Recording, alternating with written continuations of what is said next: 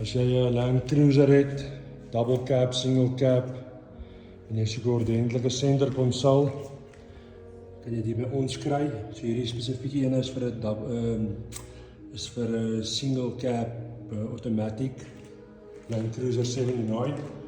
Check hoe nice is hierdie. Daar is jou charging points, daar is plek daar onderin, storage, hier so bo, daar langs die kant. So laaitjie, so hier maak hom so oop. Right, daar is jou pakplek, die laaitjies, met soft closing, sal met die ondersteuner, daar gaat hy. Maak hom weer toe met jou kapholders. Alright, so ons het hulle vir die double cabs en die single cabs beskikbaar op 2.8. Obviously die double cabs is bietjie anderste. Hy het weer aan die agterkant het hy plek vir kapholders. Hier is die double cab V8 center console. So hy het ook daar so het hy. So ek gaan die laaitjies. Trek hy uit, dan is die kapholders agter vir die ouens wat agter sit. Hy dit het so toe. Want hy onder nog 'n laai. Lekker groot laaitjie daar.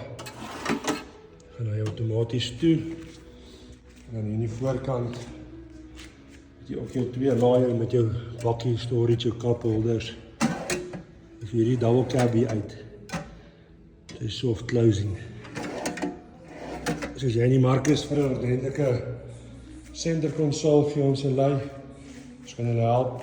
Double cab, single cab, V8, 2.8 auto, almal, ons doen hulle almal hier so. Hierdie is regtig pyp produk. So, is baie beter as 'n byvoorbeeld 'n yskas. Die yskaste werk lekker, maar hulle is altyd so half te groot vir 'n pad. So hier is 'n oplossing vir dit.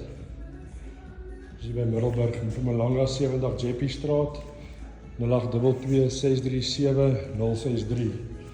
Dan sorteer ons jou uit met so 'n center Land Cruiser center console.